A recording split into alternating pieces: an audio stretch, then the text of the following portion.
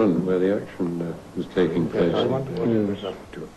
Well, they say there was a defalcation in the mess funds. Really? No, there's something very seriously wrong. Forgery, actually. I wonder how they found out. They're cashiering it. But we can't afford to have these scandals. It's a disgrace to the regiment. Oh, completely. Absolutely. I cannot understand that. There is something about Matjiesfontein that invites rich associations. For here the past and the present intertwine comfortably, companionably. And the ghosts are real and amiable. Did you see that? What's it? It's a ghost. Well, let's call for another drink. Sure. And appropriate, too, for the Laird's Arms is just the place for a jolly time. There's a hope that the bright eyes will shine, lovingly, longingly soon into mine. May those lips that are red and sweet tonight will join my own lips beat. Drink, drink, let us toast our may young hearts never part. Drink, drink, drink, let every true lover salute his sweetheart.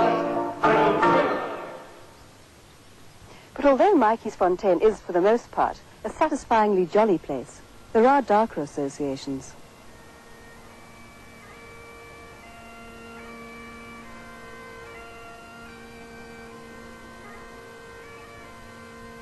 During the Boer War, Major General Andrew Walkup was killed at the distant battle at Matjiesfontein, but for some reason his body was sent to Matjiesfontein and kept in one of the rooms at the station. In loving memory of Major General Andrew Gilbert Walkup of Nidri Marischal, Midlothian, Scotland, born 5th of July, 1846. At Matjiesfontein, Walkup had died at the head of his beloved Highland Brigade, muttering, "What a pity," as he fell under a hail of Boer bullets. Later, he was buried in the private cemetery south of the village, and a granite memorial to his memory was erected by the Black Watch.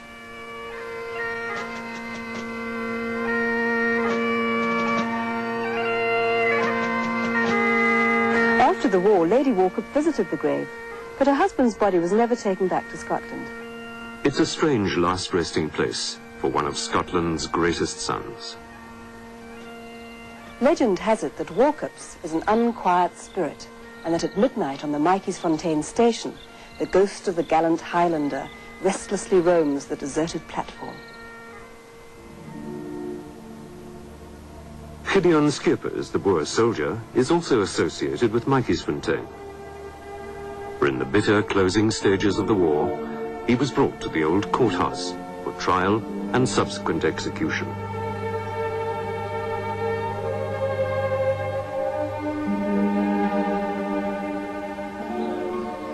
But the darkness did not linger. The war had come and gone, and Logan's star remained ascendant. The passage of just over 20 years had seen the progress of young Jimmy Logan from a wet, bedraggled youth standing alone on the beach at Simonstown to the wealthy and influential Laird of Matjiesfontein, who was invited to London to attend the coronation of their Majesties King Edward VII and Queen Alexandra. They were both splendidly attired for the great occasion. Mrs. Logan's feminine finery is preserved remarkably well, as it happens, in the Marie Rawdon Museum.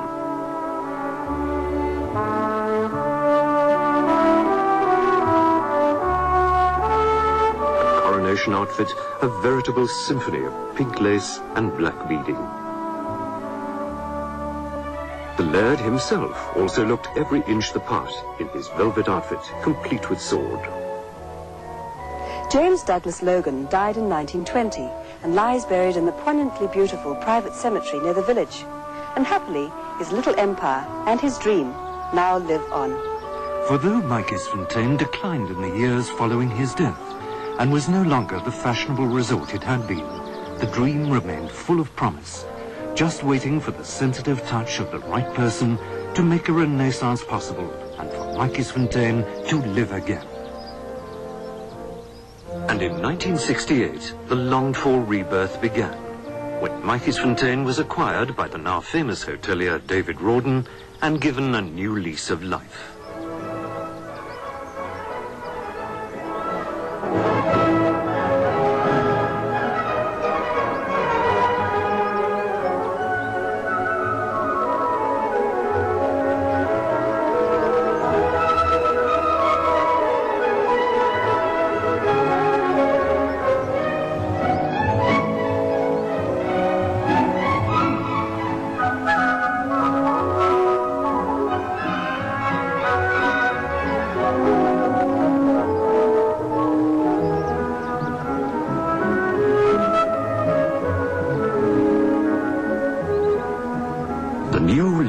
Matjiesfontein set about breathing new life into the village, and in 1970 the Hotel Milner, renamed the Lord Milner, opened its doors. It is to David Rawdon's lasting credit that he has not only preserved but actually enhanced Matjiesfontein's endearing Victorian character. Filled again with the kind of furnishings appropriate to its origins and retaining a slightly dotty British boarding house personality, upper class of course, the Lord Milner exudes more than a whiff of genteel eccentricity. The Victorians were sentimentalists, plaster casts of the hands of loved ones, idealized porcelain femininity.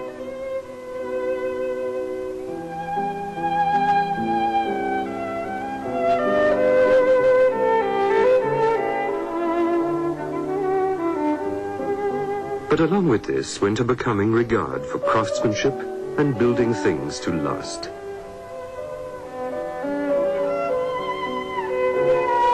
A marble bust of Crown Prince Frederick of Prussia adjoins one of his wife, the Princess.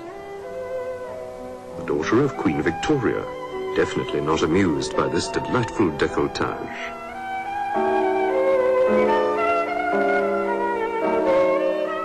David Rawdon's discerning sense of style has refurnished the hotel with a selection of Victoriana, which is absolutely right for the old year, and which creates a delightful sense of graciousness, not least in these wonderful rooms.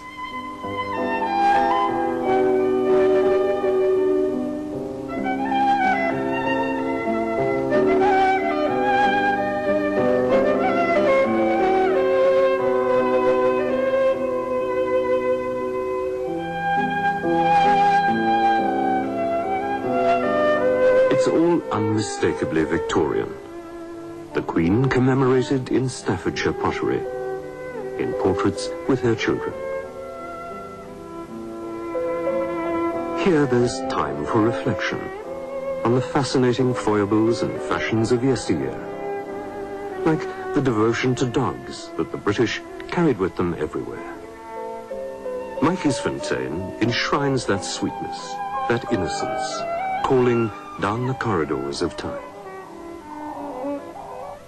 But no description of Matjiesfontein would be complete without mention of the Travellers' Chapel, which seats about 24 and where informal Sunday devotions are held.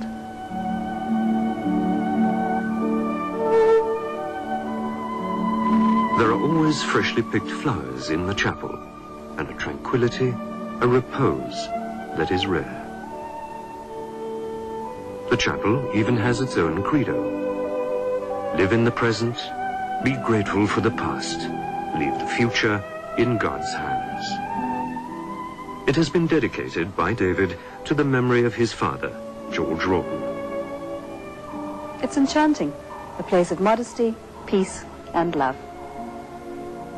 The words on the adjoining wooden bench. Afterward, they heard the voice of the Lord God walking in the garden in the cool of the day, are wonderfully appropriate, for it is in the still, cool Karoo twilight that the spirit of this special place is mirrored in images of sublime simplicity that will last a lifetime.